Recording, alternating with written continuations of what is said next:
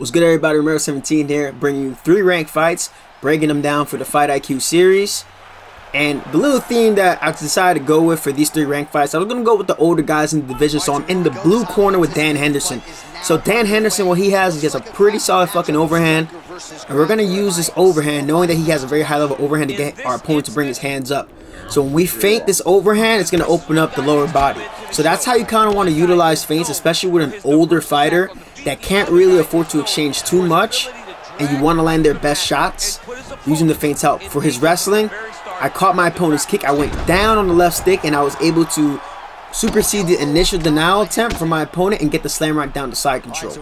So my strategy, as I saw somebody commented, having a more grappling heavy showcase. This isn't really too grappling heavy, but I can afford to break down a few more things for you. So when you're using an older fighter, especially because their cardio doesn't tend to be as good, it's always going to be about position over submission. So if you're using Dan Henderson, for example, right here what I'm doing is I'm building up grapple advantage. And by landing these strikes, I'm getting some gradual short-term head off damage. But I took a mental note, oh shit, he just got a stamina advantage or a grapple advantage from right there himself, from either some shots that he had blocked or some shots that he had slipped, and he was able to pass into half guard. So when you see an opponent do that, there's a good chance that they're also going to be able to know how to escape if you go for ground and pound and full guard. And just as I thought, I was attacking him from full guard. This time he pulls me back into his guard. So I'm like, okay, maybe he didn't get the window right. I'm going to feint up because I want him to miss the window for the denial and then try to go for it again. And this time, this confirms that my opponent knows the GA, STAM, GMP escapes. So now with that information, we're going to see how my opponent's going to open up, because I've won 3 minutes of this fight, and I can't afford to get into too many long exchanges against Shogun. We're still going to look to use that overhand as a threat, and keep a mental note that the Shogun player is using some knees, he's using a lot of crosses. So I would like to throw the overhand over against the cross. See that? Another cross lands for him. Little thing right there too, I noticed that he started to sidestep, so I'm going to slow-mo it right here. And I'm going to tell y'all what y'all do if you see somebody sidestep. So as you can see right here, when you see that animation, when they're just shuffling off to the side like that, it means that they're sidestepping. So if you want to punish an opponent for sidestepping, the best thing you can do is throw hooks to the body, or alternate between going high or low to the body. Right? So what I'm going to do is I'm going to try to draw him in, because he's sidestepping because he wants to try and avoid the overhand if he sidesteps in the correct direction. But if he missed times, he's going to take a lot of damage. So here, I'm going to throw some body hooks to punish at first. He's whiffing now because of the body hook's evasive properties against the cross when timed correctly. He sidestepped into the body hook, and I get a body rock with Dan Henderson. This is an ideal situation for me. Land some good shots on the guard. I'm not allowing him to recover. As you can see, I get a block stun. So some good damage is landed. Good switch kick, good front kick for him there. Telling me though that he's not letting his stamina recover. Tries to sidestep, he fails. Sidesteps one more time. Remember, when you sidestep, you use stamina. Gets hit stunned one more time. And he goes for the cross and gets flash KO'd to shit.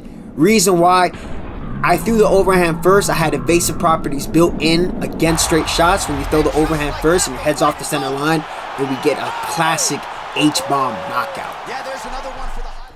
So for this fight, I had chose Nogueira. I'm pretty sure it was Minotauro Nogueira. And he's pretty slow. We're going against Rashad Evans, so this player kind of saw me choose a slower, older fighter. He obliged.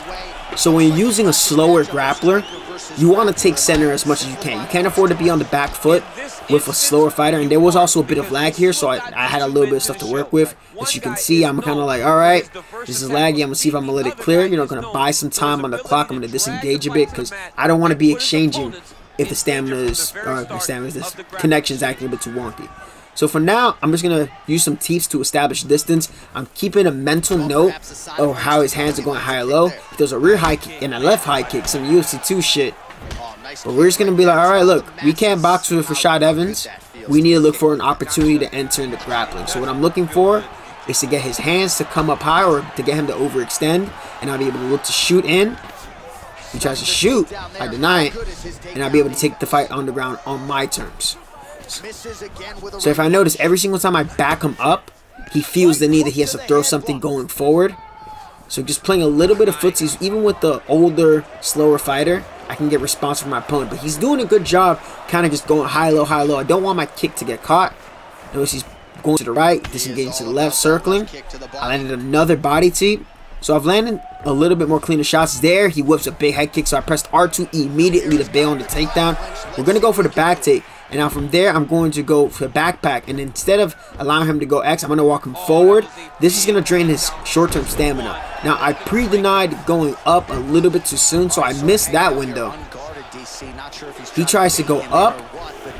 I roll over to back mount. He makes a bad mistake trying to roll over to back sitting. And I believe right here, he tries to go for this reversal. So I know his short-term stamina has not recovered here. And just off of that sequence alone, I knew I was going to get the submission. And it's just knowing where your opponent can go. And once you set that trap for them, the submission is going to be right there as well. So for the stir fight, we use Vitor Belfort. And we were going against Alexander Gustafsson. If you've ever fought a good Gustafsson, you'll know that they're very, very, very difficult to fight, especially when they're using that jab pretty well. The double jab being a very strong, common entry. So if I'm using Vitor Belfort, who has more power, I'm pretty sure, than Gustafsson, but I have a little bit shorter arms. So if I get in too deep and he starts throwing knees and body teeps, I'm at a disadvantage. So what I'm going to do is I'm going to just take the time right now to read my opponent's offense and see if he has anything else that's going to build off of that double jab. So he throws the spinning body kick. He tried to throw it a little bit earlier. Okay. So that's telling me that when he throws a jab or a single jab, there's a good chance he's going to go into the body. So I'm able to catch this kick. Lands a little cheeky knee that overrides everything, but I'll land a clean body kick myself. So if you notice, instead of trying to slip the jab, because sometimes it's just too hard to slip the jab, I'm disengaging. I'm just going to go backwards. I'll let my opponent miss. And I'll see what the mix-ups are with the jab, because the double jab doesn't do too much damage. It's what's going to come with the rear hand right after. So I triple up on some jab feints, and I'm able to land some shots to the body, because I'm noticing where they're disengaging there. I mitigate the damage from the body kick, ducking and then attacking him to the body. And I just want to land some quality shots as opposed to the amount of quantity he's trying. Check that kick. And so far, it's looking pretty good. I pivot lunge away from that. Still not dropping that high guard too much. So I really want to target the body as much as I can. And he goes for the spinning back fist. I wasn't aware that he had it. I just figured he was going to go for the lead hook. So I got to be really careful. When people start to throw the jab, spinning back fist, it is meant to dissuade you from slipping. Because especially in a southpaw to orthodox matchup, going to that outside slip is your best friend, especially if you're trying to pivot lunge to that side. But if he throws the spinning back fist, you are at risk of getting rocked. So I can't afford to overreact to any hooks or anything like that. I just have to figure out what his sequence is when he's throwing his round strike and his straight strike. 90 seconds to go now. So he's keeping out a slow tempo, but remember, he's not landing clean damage. He's just landing on the guard, and he's not landing much bleed through. We're going to clinch just to kind of dissuade him from throwing knees. I don't want him to get too happy. Goes to the body, but no, he's kind of taking turns with his, not taking turns, he's just alternating, which is going high, low, and when he goes up top, he's going jab to a round strike. When he's going to the body, usually the straight shot to the body, it's going to be a teep or a spinning back kick. An occasional, maybe, body hook. But that exchange right there told me, okay, he's not really aware of how to manage his head health. Because I landed a very clean uppercut that did a good amount of damage. So I'm just going to play it back right here. This time, we have some time left on the clock. So we punished it with the slip lead hook. No drop or anything yet. Tries to go to the body one more time, and we get some good damage off there too. So while our opponent threw a lot more strikes, as you can see here by the replay, it's showcasing the body kick that I landed. It's going to showcase the body teep that I landed. A lot of the shots, if you guys can hear in the volume, they landed a lot cleaner and they did a lot more damage. So even if the strike total was like, say I landed 23 to like 26 or something, my shots are definitely the cleaner, harder shots, and all he's landing is jabs. Fun fact, you land 10 jabs versus 5 uppercuts, 5 uppercuts are going to win in the scoring. Wink, wink. So here, I opt to change the game plan a little bit. Alright, I'm going to pressure him a little bit to see how he gets. And I know there's the straight lead hook, and then he tries to go for the spinning back fist. So that's the little mix-up that he's trying to go for. So he's going jab, lead hook. Tries to go for the jab. Cross lead hook, excuse me. And I managed to stun him with the duck counter. Duck counters when you're the shorter fighter are your best friend against taller fighters. There you opts to go for the lead hook. I'm alright with that. I'm going to circle away so it does a little bit less damage on my guard. And what I'm noticing is that he doesn't have enough offense to do anything to get my guard to overcommit. So just me going backwards is enough. And using the lunges is enough to kind of like outwork him there. I don't know what happened there. Kind of phased through, but we landed a nice clean uppercut. And sometimes that's all that players have, right? They'll have one specific sequence that they're fishing for the entire fight. And in this case, kind of let me know that it's mainly the jab. Spinning back fist there. He tries to go for a jab rear hook. Again, principle is straight strike to round strike. We duck and land a nice counter that drops him. So now we're going to see what's going to be his prerogative. What's going to be his initiative to try and win this round back. Because I'm still pretty confident I won the first round, but drop him there. He's high block swing, so I'm going to go attack the body because remember, when your opponent is high blocking and swinging, you're going to be using a lot more short-term stamina. Therefore, body damage do a lot more damage. Simple as that. So now I can tell he's getting a little bit desperate because he's overthrowing that spinning back fist. So all I have to do is just kind of chill. I could take a chance and try to slip maybe if he's going to throw anything else. But as you can see, he's fishing for this sequence.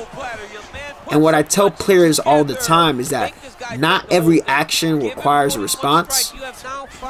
Sometimes you get yourself in more trouble if you try to over-respond to the situation in front of you. I won this round. I already dropped him. I already rocked him. So there's a minute and 19 left. All I'm going to do is hang on the back foot. And I drop him one more time. Notice that I delayed the rhythm of my strikes. I went jab, lead hook, and as he got comfortable to try and strike again, I landed an uppercut. There he throws the spinning back fist. Doesn't rock me. I think because I checked a few kicks, the power's not where it probably would have been at. And there's a sneaky uppercut. I'm noticing when he goes for that uppercut, he's going forward with the uppercut to close the range in case they try to pull. And he tries to go for a lead hook right after. But watch the cloud management. I'm just hanging back. I've already won this round. I have to ignore the fact he wants to spin like a Beyblade on me.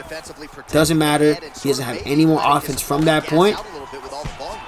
And we're going to be able to just cruise, chill, take the round, and that's it. That's simple.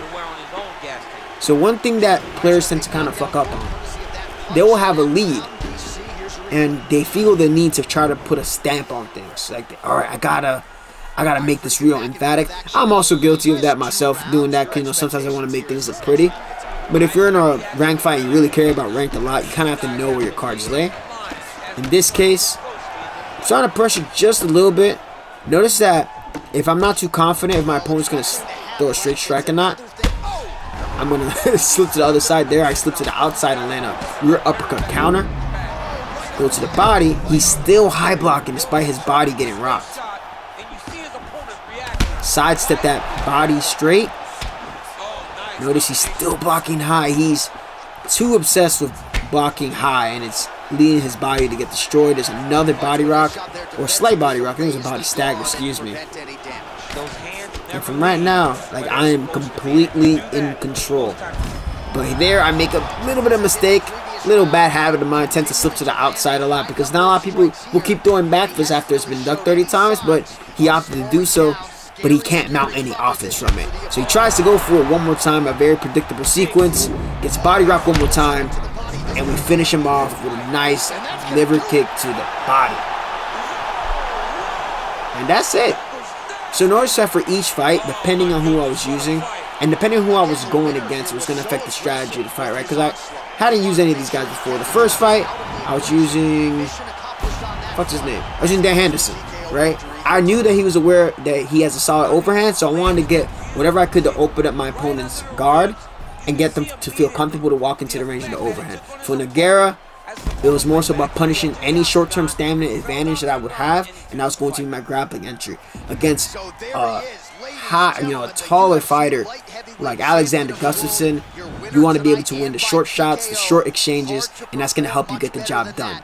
But hopefully you guys enjoyed this episode of the Fight IQ series, episode 2, and hopefully you guys like the way I'm kind of going with it. I didn't want to just be me using lower rated fighters and just running through upper, higher level fighters. I actually want this to be a little bit more educational for you guys to be able to, go back, listen, and then be able to apply these same tactics while you're out playing the game. So, thank you all. I appreciate all of you for tuning in. Remember 17. Drop a like on what you like the most about this video. And as always, take care. I'm out of here.